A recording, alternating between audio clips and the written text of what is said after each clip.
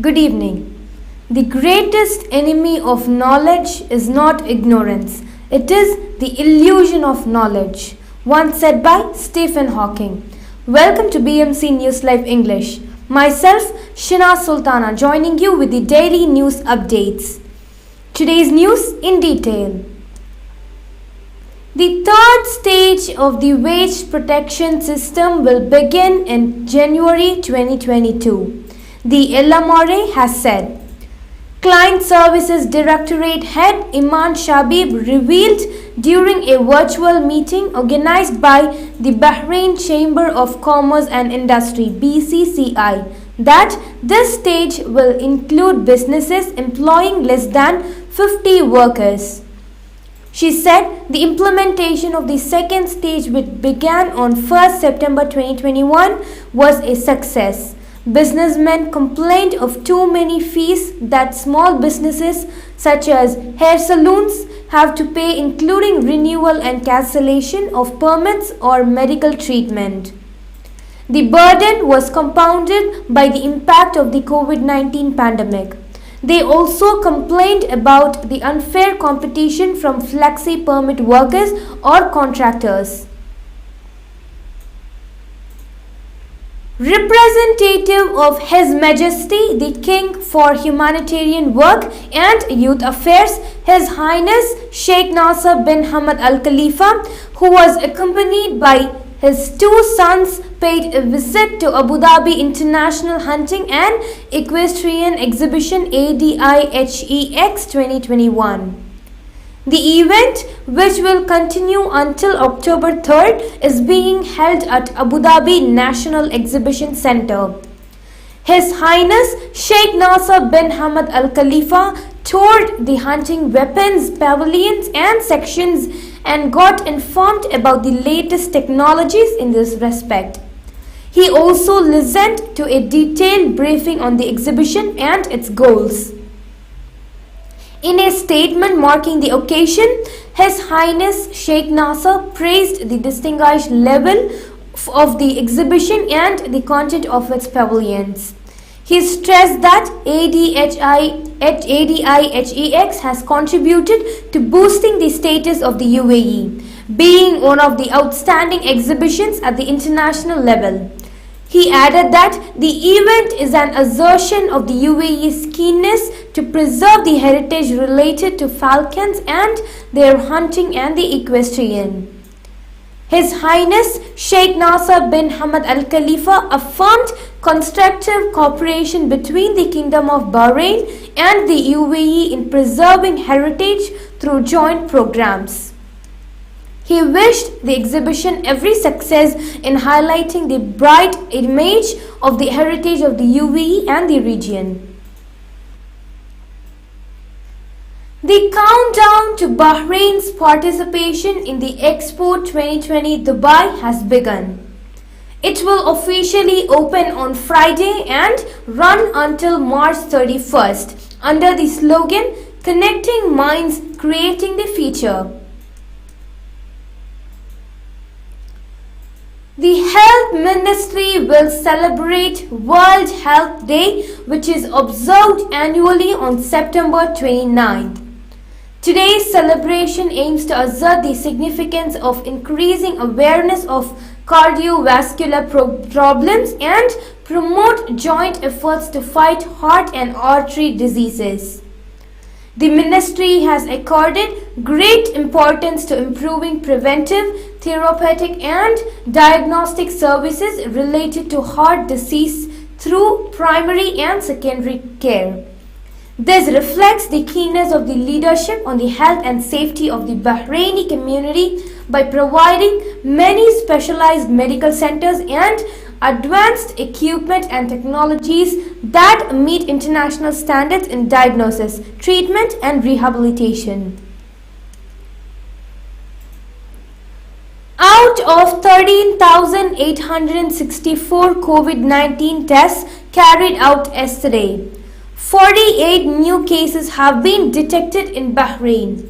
Of these, 34 were expatriate workers, 11 were contacts of active cases and 3 were travel related. There were 65 recoveries. There are currently 5 cases in a critical condition and 6 cases receiving treatment. 728 are stable out of a total of 733 active cases and no deaths recorded. Now we shall go for short commercial break.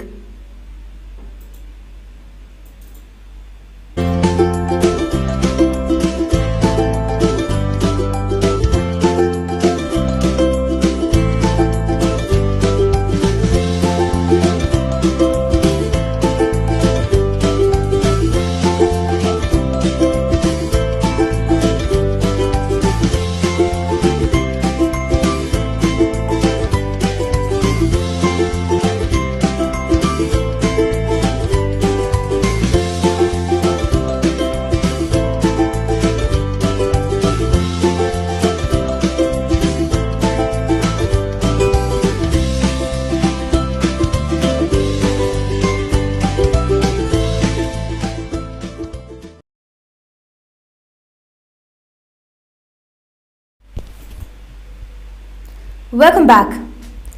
GCC's first music conference will take place in Riyadh from December 13th to 15th, the event organizers announced in a statement. The 3-day event is called XP, organized by MDL Beast, a new media and music company established after its flagship festival, MDL Beast Soundstorm. The agenda includes workshops, panel discussions and roundtables, networking opportunities and music activations.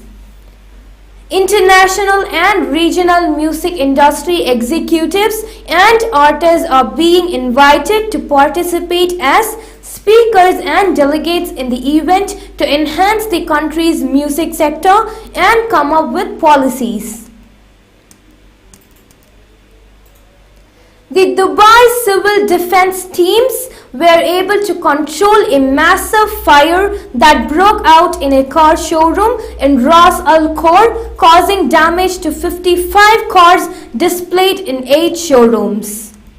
No injuries were reported, the Civil Defense confirmed. The operations room of the Dubai Civil Defense received a report at 5:28 a.m. on Tuesday, stating that a car showroom in Ras Al Khor area had caught fire. School operators, leaders and teachers across Dubai are working together to ensure that the return to full-time face-to-face learning is a safe and fun experience for all students. From October 3, all teaching and learning in Dubai's private schools will take place face-to-face, according to Emirates News Agency. Nearly 75% of students have already returned to school since the start of the academic year, up from 50% in September 2020. The entire education community, including government, school staffs and parents, have been working together to make sure that students return safely to school.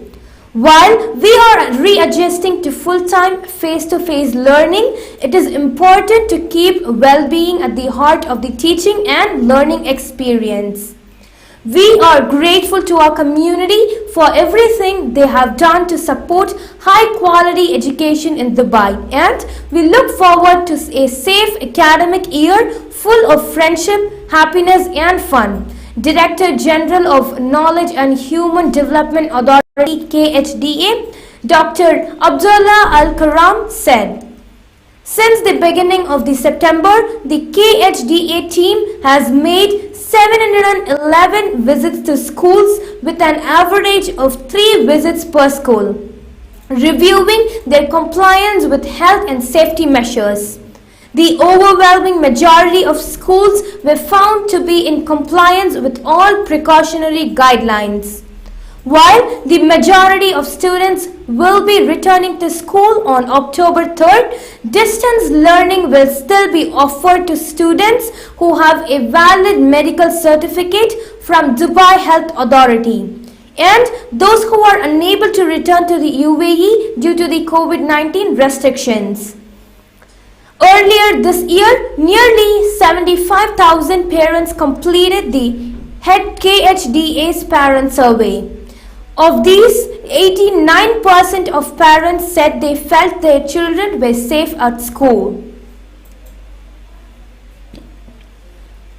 Health sources in Kuwait revealed that more than 230,000 students between the age group 12 to 17 years have received a vaccine against coronavirus. The Health Ministry has started vaccinating teenagers aged between 12 and 17 in health centers across the country in July, it has been revealed. The Indian Civil Aviation Regulator on Tuesday extended the ban on international passenger flights until October 31st, 2021. The ban is not applicable to cargo flights and those approved by the Directorate General of Civil Aviation.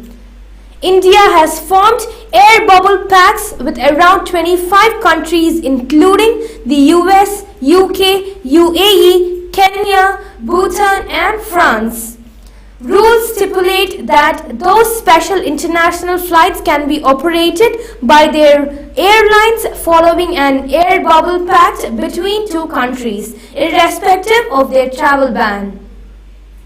The validity of Indian visa or stipulated period of stay for foreign nationals who have been stranded in India due to the pandemic has been extended till October 31st. India requires travelers from the UK, the EU, Middle East countries, South Africa, Bangladesh, Botswana, China, Mauritius, New Zealand and Zimbabwe to provide PCR negative reports and undergo PCR test upon arrival. The Philippines said on Tuesday it will expand its COVID-19 vaccination program to include the general public and children aged 12 to 17 years old for the first time from October to achieve herd immunity and gradually return to normal life. The Southeast Asian nation of 110 million people has reported one of the highest number of COVID-19 cases and deaths in Asia since the pandemic began last year, prompting authorities to impose strict antivirus measures in the worst affected areas and relax curbs in other parts to spur economic activity, it has been announced.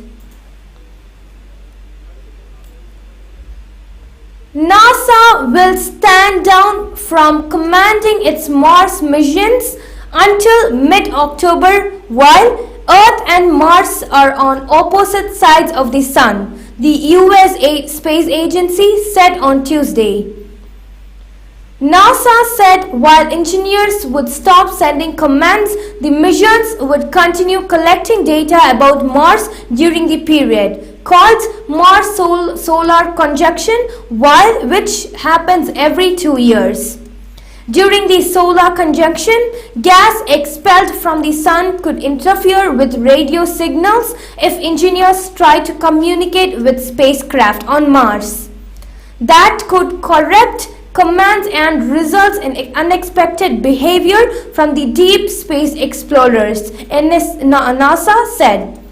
Though our Mars mission won't be as active these next few weeks, they'll still let us know their state of health.